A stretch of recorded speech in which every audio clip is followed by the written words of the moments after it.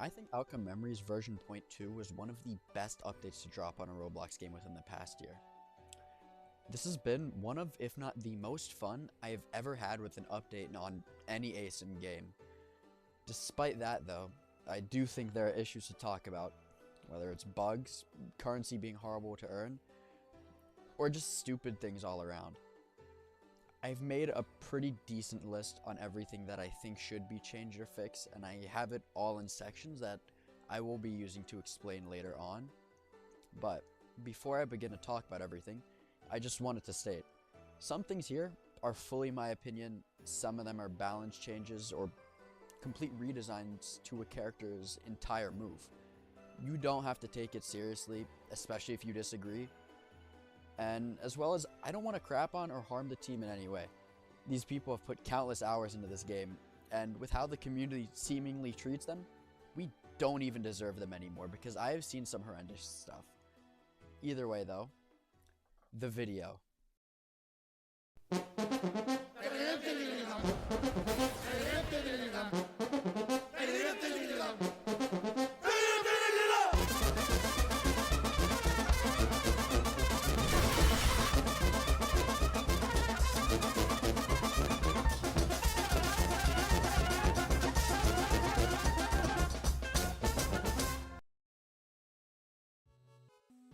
Now, I really wanted to start off with some general things that would just improve everyone's experience when it comes to playing the game.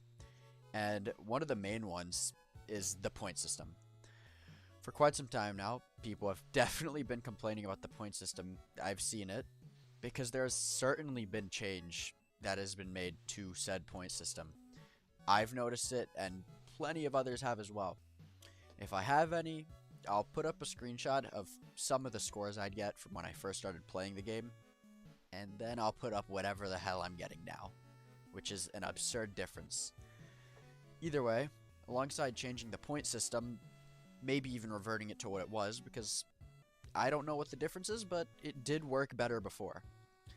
Other than that, I think there are some things that you could add. As of right now, we have certain titles you receive depending on what you do in game, like Fighter, Escaped, Last Life, At Death's Door, Died, and Left Behind.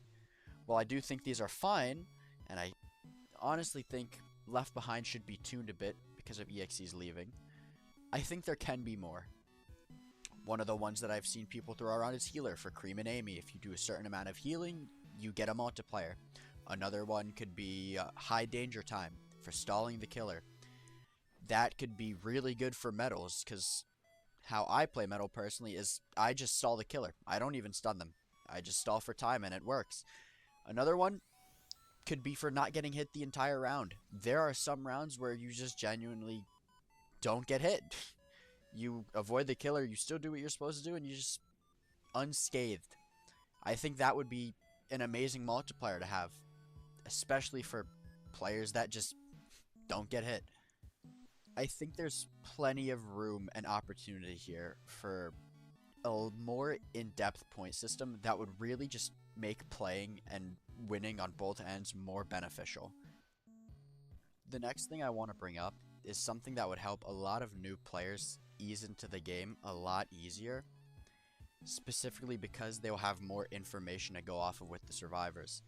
There is no info menu in the game, and trying to learn a character like Amy is really horrible, especially with all the different tarot cards and their different abilities. I think something like this would just make the game 10 times more beginner friendly and easier for people to get into. Plus, we already have this with the EXEs. I don't think this would be something too big to work on, assuming that it's not already being worked on, because I feel like this would be something that you'd want to push out there. But it's definitely something that should be looked into getting into the game for the future.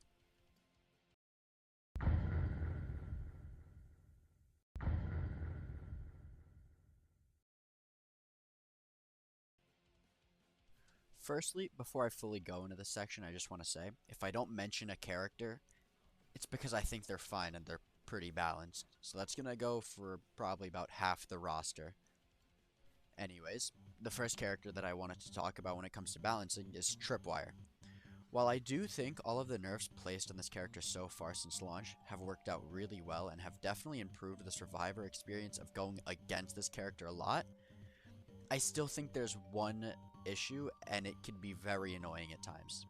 Specifically, the hitbox and what shows as the hitbox of the mines.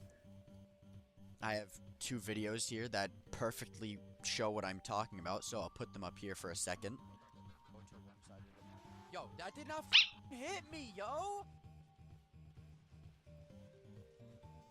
The only change that I ask for here is that the sort of red bubble and aura that we see around the mines and the hitbox as a survivor is a bit more accurate to the hitbox themselves, or vice versa. The hitbox is more accurate to what we already see.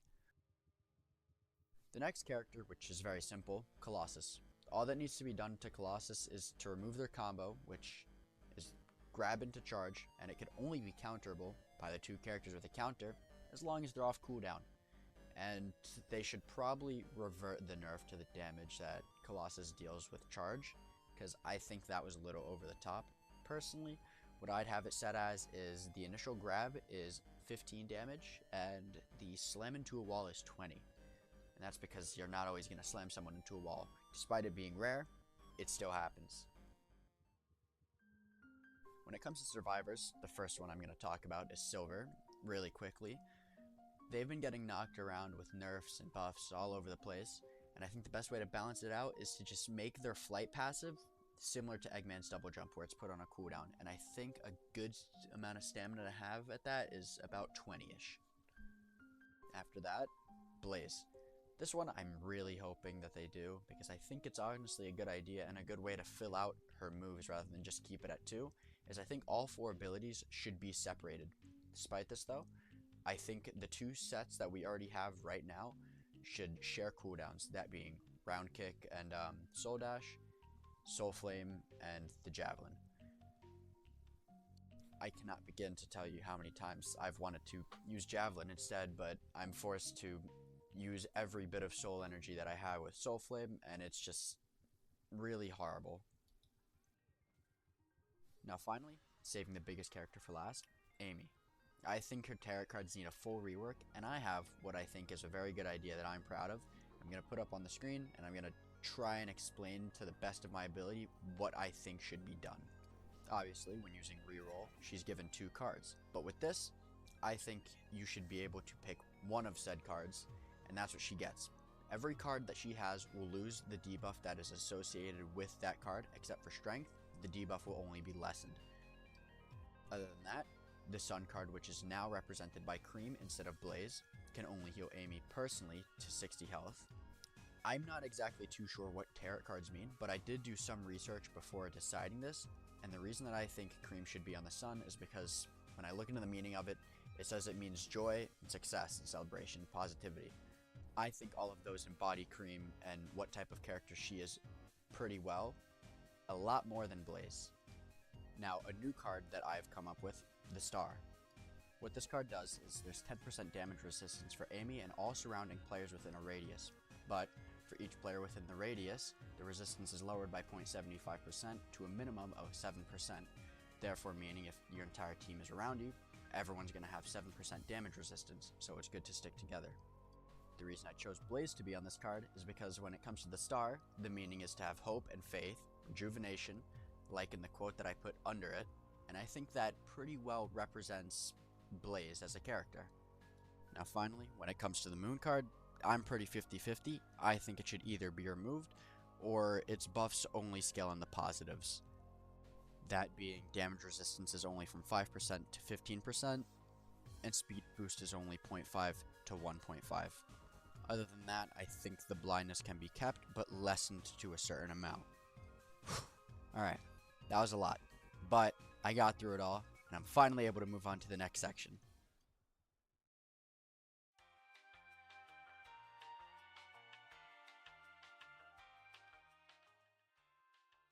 Now this section, I could keep it short and simple since there are only 2 noticeable bugs that I've seen are here. One of them that has been here for a while, and the other one that is fairly new with 0.2's release. Now if you remember the intro, there's a clip of Amy spazzing out. That wasn't just a funny bug. It's a common occurrence, and I've seen it happen multiple times. Now, I only have 2 clips of it happening, but I'll show them anyways.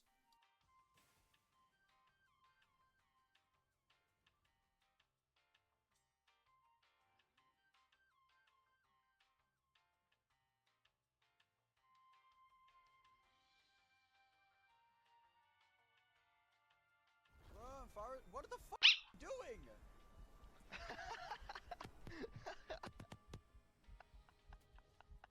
Yo, what are you doing? How are you doing that?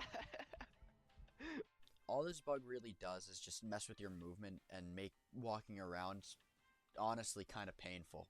It kind of sucks to play with, but it's not the most disrupting thing of the world. Regardless, it should still be fixed as soon as possible. The second bug that I want to talk about is the oddity of Sonic using Peel Out to revive someone almost instantly as they go down. This glitch has been around for as long as I can remember and still hasn't been patched out. It's the one where you'll still see someone being asked for help, even though they're already up. I have video proof of this one in recent dates as well, so I'll put that up for a second.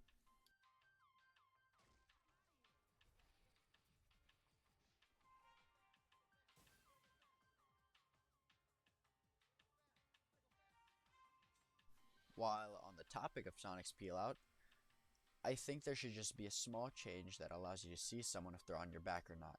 I've had multiple times where I just didn't know if I grabbed someone or if they just got off randomly.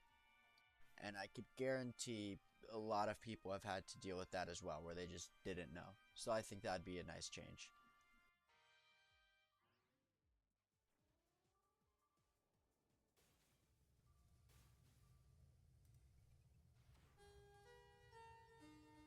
Alright, the final section. Now this game has always had some barrier problems with some maps, but it's definitely been getting better with time. A lot of the ones I was going to originally talk about are gone now, so I can't even speak about them. But that still doesn't mean they're all gone. Before I mention the invisible barriers and weird spots themselves, there are 3 other things that I'd like to take note of. Firstly, on Angel Island, the trees and torches shouldn't have collision. Both objects that are placed on other maps never had collisions on said other maps. Secondly, on X's castle, the spring in that weird 3-story part of the map has always been bad. That's just common knowledge. Even jumping on it when I was on the fence sucked. But it's even worse in the newer patch since its launch properties, or whatever you want to call them, weren't changed. The spring was just lowered, so good luck ever getting on that other platform anyways with that now. And third, despite being voted to be kept in the game, Not Perfect was still removed from the map pool, which this is more just me being personally upset because I really like Not Perfect. It was my favorite map, but I'm still going to bring it up anyways.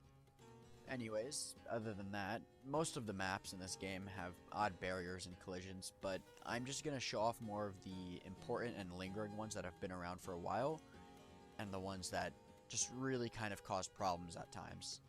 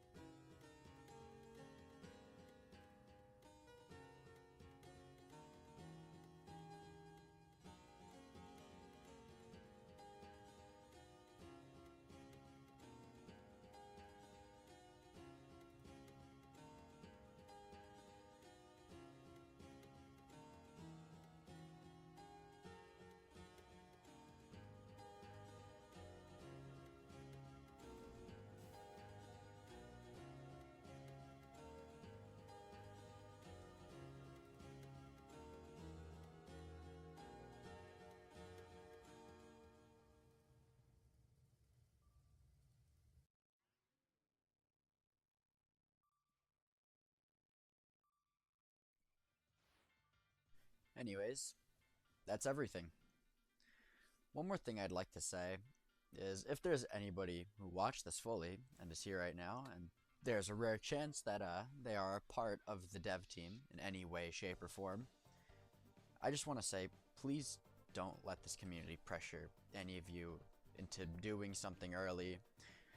Perfection does take time, and most of us, heavy quotations, understand that. You guys have an amazing game, and at its core, an amazing community as well. Also, please open some tester applications. I'd love to be involved. I play this game like every day, dude. But anyways, with that being said, if there's anyone who has watched this whole thing through, viewers included this time, thank you as well. This is honestly my first time making a video like this. Hopefully not my last either. I've been making up the script as I edit this entire video the entire time, and I've been enjoying it. I've had a lot of fun editing this. This is the first time I've done a project like this, and it's pretty fun. So I would love to look forward to keep making videos like this, even if they're not really getting traction. I'd say staying up till 5 a.m. for this was pretty fun. So hopefully there's more videos like this in the future. But other than that, on a serious note, thank you all, and I hope you have a good rest of your day or night. I don't pick the time.